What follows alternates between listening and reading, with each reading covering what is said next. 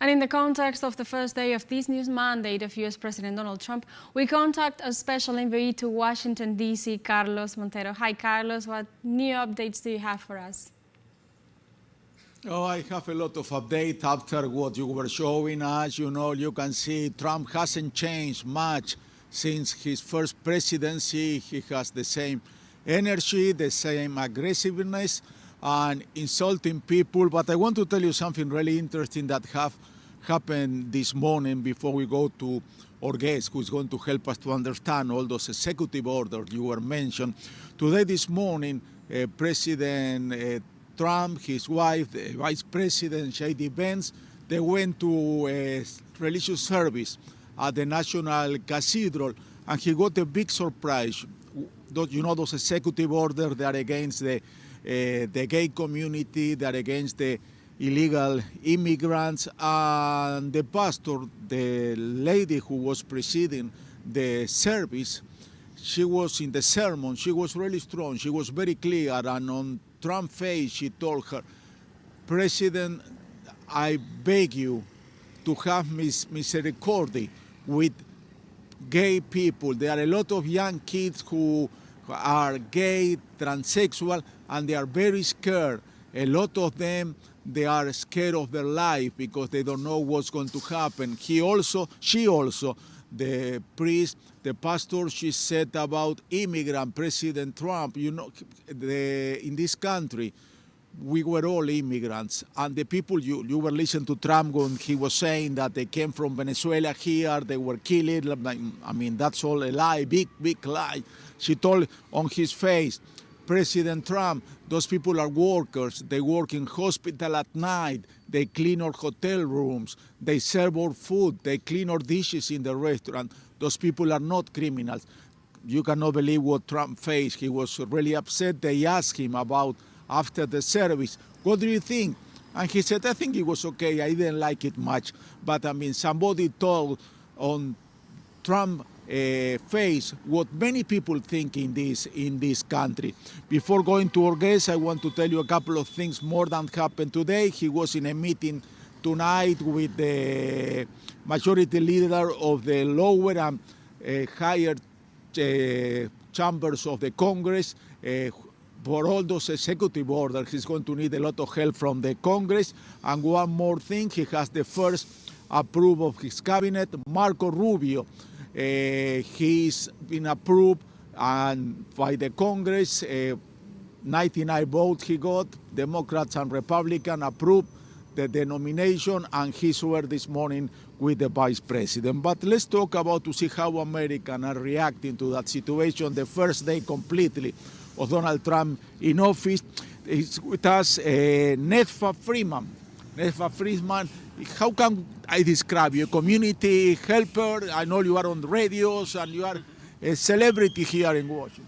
Not about a celebrity, but I'm an organizer. So I'm a community organizer, but not just community, but international organizer with Pan-African Community Action and also the Black Alliance for Peace. What do you think this first day that Donald Trump in office, the first day completely? Mm-hmm.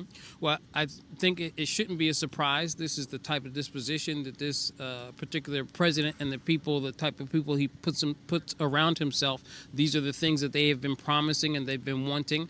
They represent the more Western white supremacist ethos that characterizes U.S. settler colonialism. That's who they appeal to. That's their base.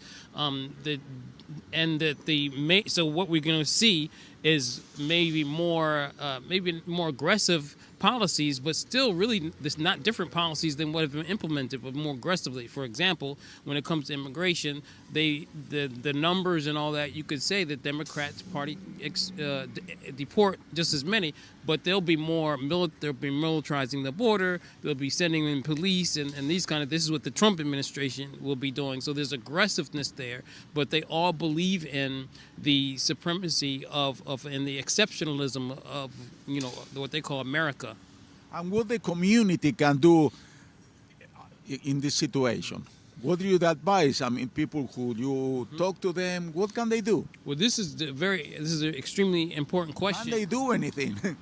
well, we can. It's not going to be easy. There's no easy road. I mean, I think we need to take our lessons from the radical traditions, and particularly even you could say the black radical tradition, and realize that the only way to avoid these types of, emergence of megalomaniacs and all these types is to actually to address the system. There has to be a radical change in the capitalist system, and that's the only way. And we also we don't want to do too much exceptionalizing the personality of Trump, because then we'll lose sight of the overall goal of dealing with the system as a whole that's represented by both parties, a duopoly of whites, U.S., EU, NATO axis of domination. Mr. Freeman, I mean, I tell you, we are in the White House is behind us, and this Avenue Boulevard, it's called Black Lives Matter.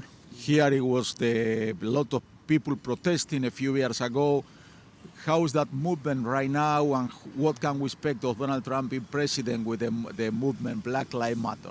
That's a very interesting question. I think what the movement for black, like that type of ethos was essentially a reformist movement that was focused on, and this was one of the dangers that we just talked about, focused on personality, Donald Trump, and that now, and so when you have a Democrat coming into office, a Democratic administration, people tend to subside, and they don't deal with the fundamental and essential issues that sustain all the oppressive forms of oppression that we face regularly. And so right now, there's nothing about that that's even emerged, and that might intensify now that Donald Trump is in power. We saw that with a lot of the demonstrations yesterday. And we'll throughout. I mean, in a strange sort of turn of events, it may be something, that type of energizing of and activating of that base is needed.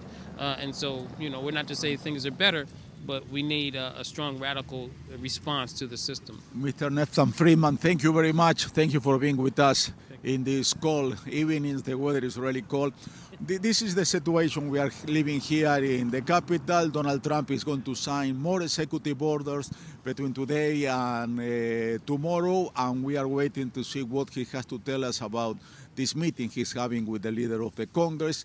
You know that the Congress, the Republican Party, is in power, that has the majority, and also the Supreme Court, who has most of the members of the Supreme Court are from the right wing. They are conservative. That's all.